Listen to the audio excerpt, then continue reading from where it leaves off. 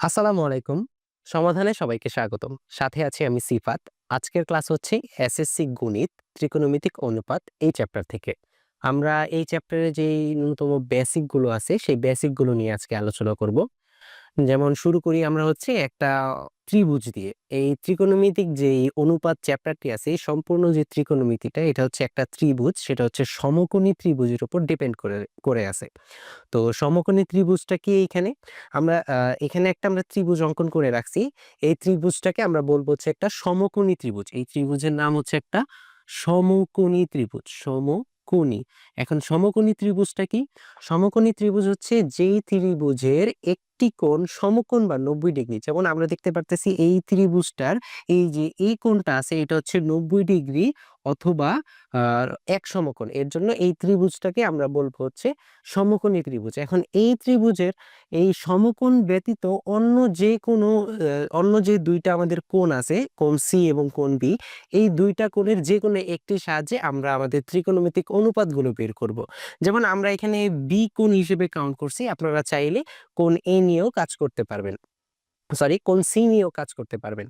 তো কোণ বি এর জন্য যদি আমরা বলি, আমরা সবসময় মনে রাখবো বাহুগুলোর নাম এইভাবে যে আমাদের যেই 90 ডিগ্রি কোণ বা এক সমকোণ যে কোণটা আছে, তার বিপরীতে যেই বাহুটা থাকে, মানে তার সামনাসামনি যে বাহুটা থাকে, সেটাকে আমরা বলবো হচ্ছে অতিভুজ। তারপর আমরা যেই কোণ নিয়ে কাজ করতেছি, যেমন এখানে বিটা কোণ নিয়ে কাজ করতেছি, বি কোণ নিয়ে কাজ করতেছি, এই কোণের নাম দিছি আমরা থেটা। এটাকে আমরা বলি হচ্ছে থেটা, থেটা। তো এই কোণের সাথে যেই বাহুটা থাকে, যেমন এই কোণের সাথে যে এই বাহুটা আছে, এই বাহুকে আমরা বলবো হচ্ছে ভূমি অথবা সন্নিহিত বাহু। এই ২ টার যেকোনো এক নামে আমরা ডাকতে পারি। আর হচ্ছে এই বি কোণের বিপরীতে, মানে বি কোণের বিপরীতে যে বাহুটা থাকে, সেটাকে আমরা বলি লম্ব অথবা বিপরীত বাহু। এই হিসেবে আমরা নামকরণ করি।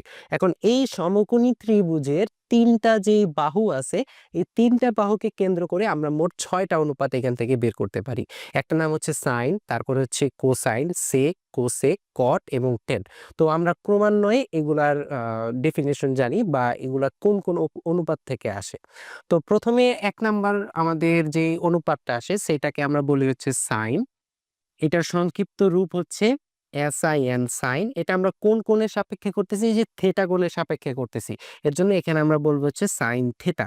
তো এটা হচ্ছে লম্ব এবং অতিভুজ এই ২ টার অনুপাত। এটাকে আমরা বলি হচ্ছে লম্ব ডিভাইডেড বাই অতিভুজ। অতিভুজ। এইভাবে আমরা এটাকে কাউন্ট করি। এটা হচ্ছে সাইনের অনুপাত। তারপরে আসি হচ্ছে ২ নাম্বার কোসেকের অনুপাত। এটাকে বলি আমরা হচ্ছে কোসেকেন্ড। এটাকে সংক্ষেপে আমরা কোসেক বলি, কোসেক। আর যেহেতু আমরা থিটা কোণের সাপেক্ষে লিখতেছি, সেটাকে আমরা বলবো হচ্ছে কোসেক থিটা। এই কোসেক থিটা হচ্ছে সাইন থিটার একটু বিপরীত। সাইন থিটার বিপরীত কেমন? এই সাইন থিটা কি আমরা বলি হচ্ছে লম্ব ডিভাইডেড বাই অতিভুজ। এইখানে আমরা বলবো হচ্ছে অতিভুজ, অতিভুজ ডিভাইডেড বাই লম্ব। এটা হচ্ছে সাইন এবং আ আ কোসেকের একটা সম্পর্ক বলতে পারি আমরা। পরবর্তীতে দেখবো আবার। তো তারপরে আসি তৃতীয় যে অনুপাতটা আছে, সেই অনুপাতকে আমরা বলি হচ্ছে কোসেক, সরি কোসাইন। আ কোসাইন, এটাকে আমরা সংক্ষেপে বলি হচ্ছে কজ। আর যেহেতু আমরা থিটার সাপেক্ষে করতেছি, এর জন্য এটাকে আমরা বলি হচ্ছে কজ থিটা।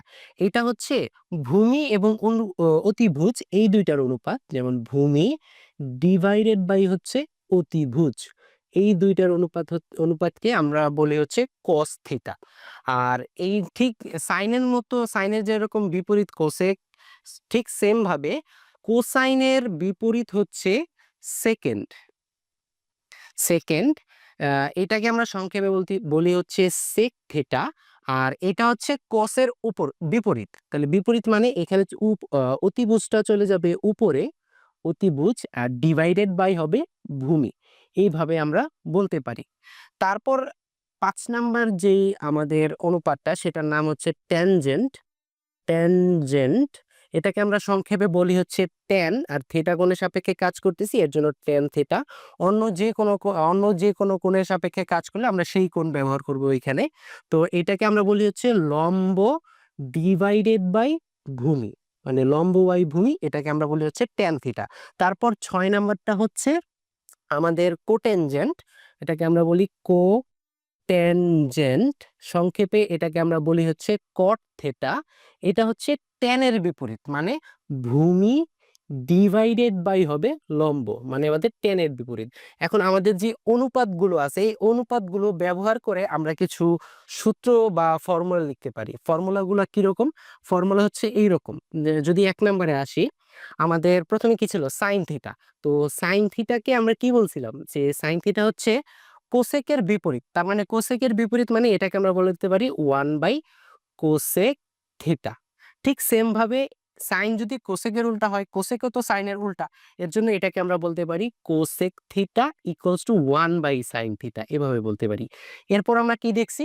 আমরা দেখছি যে কস থিটাটা সেক থিটার বিপরীত, তাহলে এখানে আমরা লিখতে পারি যে cos theta equals to sec theta. ঠিক সেম ভাবে এটার জন্য হয় যে sec theta equals to cos theta, যেহেতু একটা অন্যটার বিপরীত। তারপর যদি আসি, আমরা বলছি যে ট্যান কট একে অপরের উল্টা, তো এর জন্য আমরা বলতে পারি যে tan theta equals to cot theta, এবং আমরা কট থিটা ইকুয়ালস টু লিখতে পারি 1/ট্যান থিটা। এখানে একটা নতুন ফর্মুলা সংযুক্ত হবে, সেটা হচ্ছে আমরা tan theta equals to sine theta by cos theta লিখতে পারি, এবং cot theta equals to cos theta divided by sine theta লিখতে পারি। আচ্ছা, এটা কিভাবে হলো? এটা তো আমরা এখানে দেখি নাই। তাহলে এটা হয়েছে হচ্ছে এইভাবে। আমরা যদি এখানে দেখার চেষ্টা করি, আমাদের sine theta by cos theta যদি হিসাব করি, sine theta divided by cos theta, এটা একটু আমরা হিসাব করি। তো সাইন থিটা কি ছিল? সাইন থিটা ছিল হচ্ছে লম্ব বাই অতিভুজ। তাহলে উপরে হবে লম্ব ডিভাইডেড বাই অতিভুজ, আমি একটু সংক্ষেপে লিখতেছি। আর নিচে কস থিটা, কস থিটা কি ছিল? এই যে কস থিটা ছিল হচ্ছে ভূমি ডিভাইডেড বাই অতিভুজ, তাহলে ভূমি ডিভাইডেড বাই অতিভুজ। এখন আমরা আমাদের তো এটা ভাগ চিহ্ন, ভাগকে যদি আমরা গুণ করে দিই তাহলে আমরা জানি নিচের যে ভগ্নাংশটা থাকে সেটা ঘুরে যায়। তো এইটাকে আমরা লিখতে পারি, উপরে যেটা ছিল লম্ব ডিভাইডেড বাই অতিভুজ, এই ভাগকে যদি আমরা গুণ করে দেই তাহলে এটা উল্টে যাবে। উল্টে গেলে উপরে এই নিচে যে অতিভুজটা ছিল এটা চলে যাবে উপরে, অতিভুজ ডিভাইডেড বাই লম্ব যে ভূমি যেটা আছে সেটা উপরে ছিল, চলে গেল নিচে। তো আমরা যদি দেখি এই যে অতিভুজ অতিভুজ ক্রস চলে গেল, তাহলে এখানে উপরে কি থাকলো? শুধু লম্ব ডিভাইডেড বাই নিচে আছে ভূমি। তো লম্ব বাই যে ভূমিটা পাইলাম, এখানে এই যে লম্ব ডিভাইডেড বাই ভূমি, এটাকে আমরা কি বলবো? Tan theta. এর জন্য এখানে চলে আসলো ট্যান থিটা। তো এই যে সাইন বাই কজ মানে ট্যান থিটা, তো সাইন ট্যান তো কজের কটের উল্টা, তাহলে কট থিটা মানে কি হবে? Sine theta by cos theta, sorry cos theta by sine theta, এর জন্য এখানে cos theta by sine theta চলে আসে। এখানে আমরা এডিশনালি ভাবে আরো কিছু সূত্র ইমপ্লিমেন্ট করব, যেমন একটা উদাহরণ দিয়ে দিই আমরা। যেমন আমরা বলতে পারি যে sine square theta plus cos square theta equals two 1, এরকম আরো কয়েকটা সূত্র আছে, এগুলো আমরা ক্রমান্বয়ে জানবো যখন আমরা ম্যাথ করব।